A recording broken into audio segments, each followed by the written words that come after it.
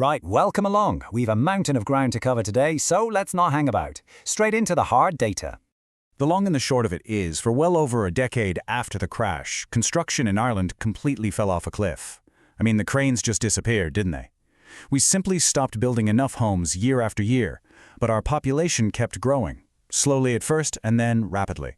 And that has left us with this profound structural gap in the market that's literally been widening for over 10 years now. Which brings us to the elephant in the room. You ask anyone on the street what's driving the housing crisis right now, and you're mostly going to hear one word: immigration. The idea is simple, right? More arrivals, higher demand, skyrocketing rents. But to actually get to the bottom of this, we need to completely separate the maths from the emotion. Now, on the surface, the maths feels incredibly straightforward. More people equals more pressure. But the actual economic reality is a massive collision between a very sluggish supply and a multifaceted demand. The perception is just a straight line from new arrivals to higher rents. The reality, though, is that our housing supply has essentially been stalled for a decade, while the nature of our demand has fundamentally changed.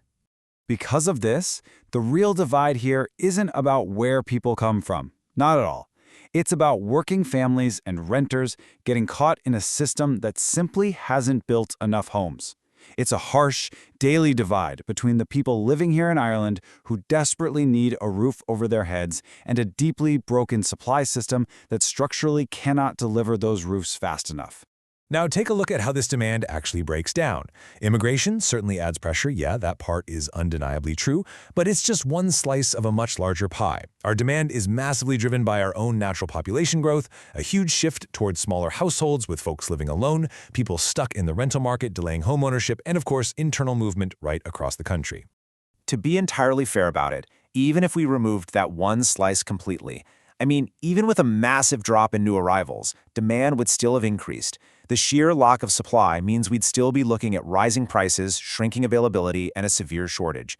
Taking immigration out of the equation might relieve a tiny bit of immediate pressure, sure, but it absolutely would not fix the shortage because, well, that shortage is already there and has been for years. So let's look at the actual hurdles choking up our supply chain. There are 5 massive blockages dictating exactly how fast a single brick gets laid in this country. We're talking sluggish planning processes, soaring building costs, a severe lack of tradespeople, limited land availability, and huge financing risks. Honestly, even with zero population growth, these constraints would still be totally throttling our housing supply. The crucial point here is that when new arrivals do come, they need accommodation fast, and this instantly accelerates pressure in urban rental markets that, let's face it, are already stretched to breaking point. This is exactly why the rental sector feels the impact first. If you're renting in a city, it feels very direct. It's more people competing for the exact same limited supply of apartments. That lived experience is very real for folks, even if it is only one part of the wider picture. We also have to remember that immigration isn't just one big monolith. The impact on housing varies wildly depending on things like income levels, employment status, household size, and location. Some folks enter the workforce immediately and rent privately. Others rely initially on state accommodation, while some eventually buy homes outright. It's a highly varied picture on the ground. And the end result of all this? It's a daily, relentless squeeze on the working family in Ireland. This right here is how a persistent supply failure directly hits your pocket. Because the system is structurally broken, families are facing crippling rents, massive barriers to buying a place of their own, horrific commutes as they're pushed further and further out of the cities, and practically zero financial flexibility. From a policy standpoint, we essentially have 2 real levers to pull. Managing demand gives us a quick breather, a bit of short-term relief, kind of like a sticking plaster. But actually building the infrastructure, that takes years. Increasing our supply is the only long-term fix, meaning even if policies magically changed overnight, the real-world impact is going to take time. At the end of the day, this really sums it up perfectly. The housing crisis in Ireland is a supply problem first, a demand problem second. Immigration adds pressure to an already constrained system, absolutely, but it did not create the broken system itself. If supply had been expanding properly over the past decade, the system would have been far, far better able to absorb increased demand from all sources.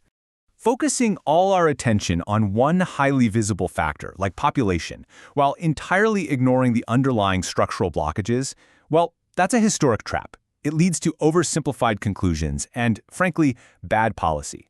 Ignoring the boring, complex structural reality in favor of an easy answer just never leads to stable, working solutions for the people who need them. So, if housing is fundamentally a structural supply issue that's just buckling under the weight of demand, what about our public services? Is an increasing population actually what's stretching our hospitals and schools beyond capacity?